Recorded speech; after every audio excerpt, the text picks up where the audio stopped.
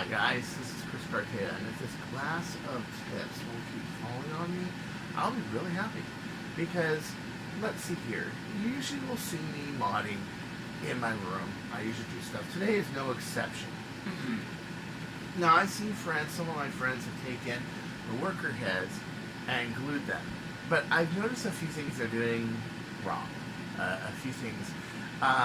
They're using go-to glue, which is good. Nice porous material, works with this glue, works really well. But I decided to make some ACC version 3's with the Adventure Force foam that my Merlins love so much, and try to make a lighter high-end ammo that can be used rather than the badly cut ACCs. I can use the better cut Adventure Force foam and the better cut process I have, and maybe make something that's like a PAC-D, but maybe not as rare. As you all know, PAC-Ds are out of print as of 2013. If you didn't, now you do know. So, okay, here's one thing. When you got all this stuff, so I was cleaning my room, and I found all these heads. I must have found like 200 ACC version 3's. And my blasters, they just blast off. This is why I like to use a much more solid silicone glue rather than the factory glue, because for the pressure levels and the speeds that I throw darts, it's not good enough. And I decided, hey, why don't we make a run of ACC version 3's? Okay, why not? So essentially, one thing is you have to take all the glue off of here, all the foam and the glue. If you have a little bit of glue, like on the back, that's fine, but it has to be level, because if it's not level, it's going to make the dart off-center. And so I see a lot of people try this, but it's off-center. Number 2, this and the peg, not just the peg, need to be glue. And number 3, use Cartaya's vacuum form system, where you have the closed head on the one side. You squeeze it a little as it goes in, and the excess glue will suck its way out. It will also suck out all the air bubbles. And if you stand it vertically, you have to clean it off when you do this. When you stand it vertically like this, there it is. Now you're thinking, what about the excess glue that goes on the side? Well, there's the nice part. The glue actually peels off. Go-to glue, Loctite go-to glue, which we found at Walmart for about $5 for a bottle like this. This is the glue I use. Okay. This is, when it cures, is really strong stuff. Okay? It's great. The only big problem with go-to glue is that it has to cure for a really long time. You guys remember, I believe it was Cartaya Live when I made that first row of darts? Well, I made about 100 darts, and I just trimmed them today. How long ago was Cartaya Live? That was like 3 weeks ago. 4 weeks? Yeah, 3 weeks ago.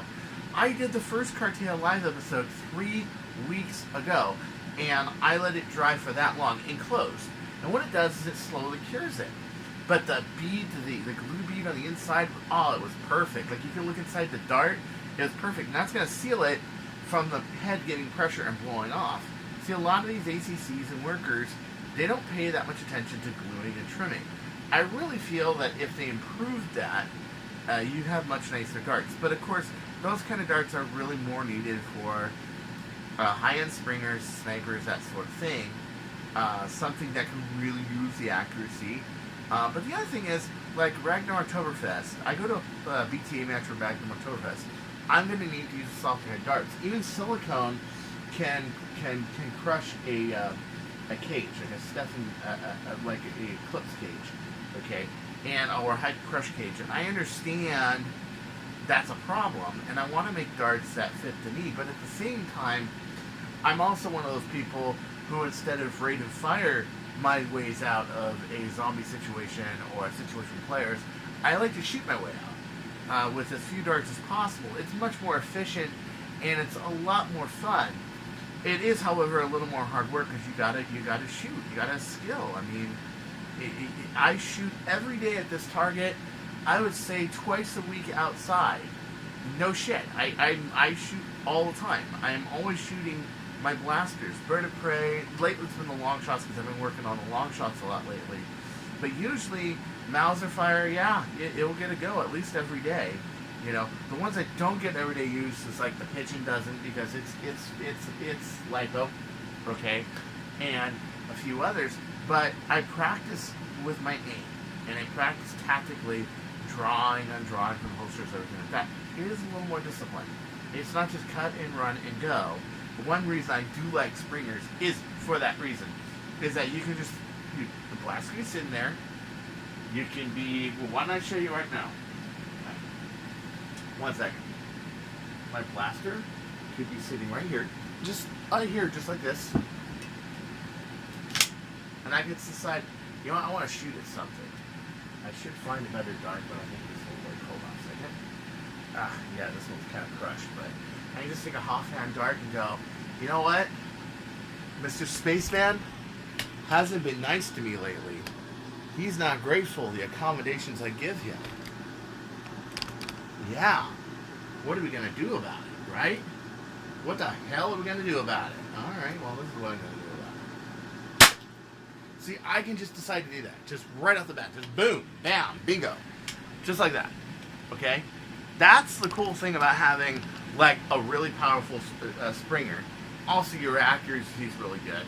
You don't have the rate of fire in battles and stuff, but I think a lot of it is that a lot of people that just go flywheel, they don't practice as much because you have to charge and discharge your batteries. You have to have your batteries at about 3.7, 3.8 volts, and then you have to bring it up to about 3.2, 3.3. I bring mine to about 4.2, 4.3 volts. I do mine about 4.2, but I'm a novice. What kind of, in flywheel, I am a novice. And then you practice with them, and then you gotta put them away. You gotta discharge them, and then bring them to 3.7. Unless, of course, your charger has a discharge function, and when you're balanced store charging, it will bring it down to 3.7, okay, or 3.8. Okay, you got to do that every time you go shooting. That is such a pain. So, if I wanted to shoot at that right now, I would have to grab my. Now, of course, I can just fire it at 3.8, right? But then it's not the same speed. It's not the same velocity. And it's also not a good idea because you're bringing it below storage voltage anyway. You know, as long as you're not below 3 volts, you're fine. But you know, that's a rule in general. You know, you have to basically take your Lipos out of the case, charge it to 4.3, open up your blaster, and then pinch it. It's 2 screws, and you gotta slide it in, plug it in, everything else. Rev it, make sure it works. Load a magazine, fire. Where I can just sit here and boom. Like that, you know. Even Mauser fire, any other blaster I have, I can just do that. And I think, I'm not trying to say that springers are way better, because there are situations where a flywheel really helps. You have the rate of fire, you got common ammo format, you got extremely good offensive power, okay? I rely on my flywheelers to defend me, and I offend the other players and defend them.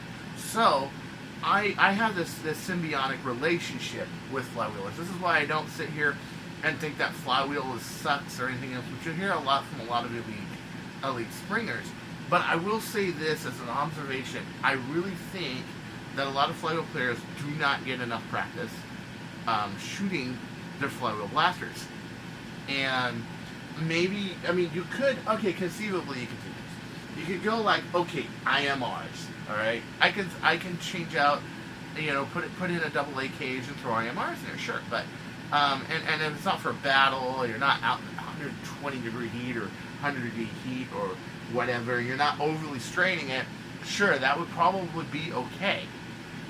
But you're still not going at the same velocity. You're not going with the amperage and the current that the blaster was designed for. And personally, I think if you have a battle rig, it should go for what it's designed for. So, you know, leave me a comment. What do you think the solution is? Because I do see, personally, unless it's a day where I see another flywheel player out there playing, and some of them are really dynamite players, let me tell you. I mean, man, you know, I mean, like, I love Corey Risen. He is just a great player, outstanding player. Basic Nerf was another really good flywheel player.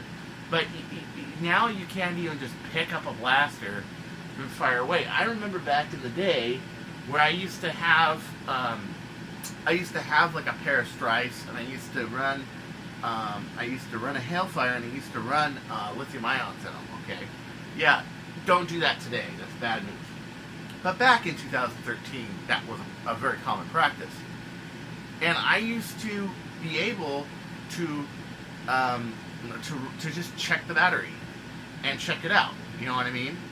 And then make sure it doesn't get below about 3.2 and go shooting and just pick up my blast whenever. But now that you have to discharge them, I think that's a very big, yeah, it's kind of an issue. But yep, this is my life. I will sit here, watch TV, do whatever, decide to all of a sudden make a whole bunch of hand-glued ACC version 3s with Adventure Force foam just to try them out in my blasters.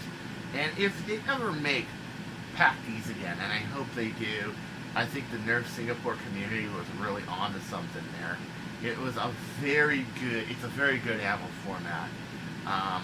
I know at the time I was kind of making my bed with Hang, and Hang was like my big hero modder, you know, back then. But now that I'm not a fanboy anymore, I can honestly say, yeah, those pack these are great. They're awesome darts.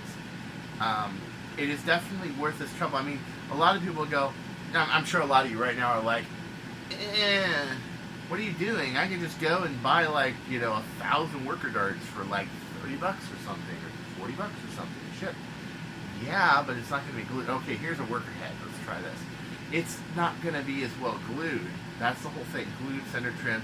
It's going to be amazing. So I'm going to do a review on these, and I'm going to show you the difference between factory cut and factory glued, and the way I glue them, and what the difference is. I've seen a lot of improvement with, let's say, Alan Torbino.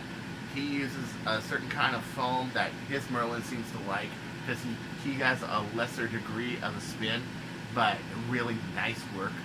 Okay, so he has a certain kind of, I like mine tend to like the Green Adventure foam the best, not to be confused with the Zombie Strike foam, because that stuff sticks brass like you would not believe.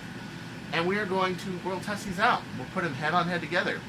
So until next time, this is Chris Cartaya saying, don't you go changing? Or I'll find you. Get out.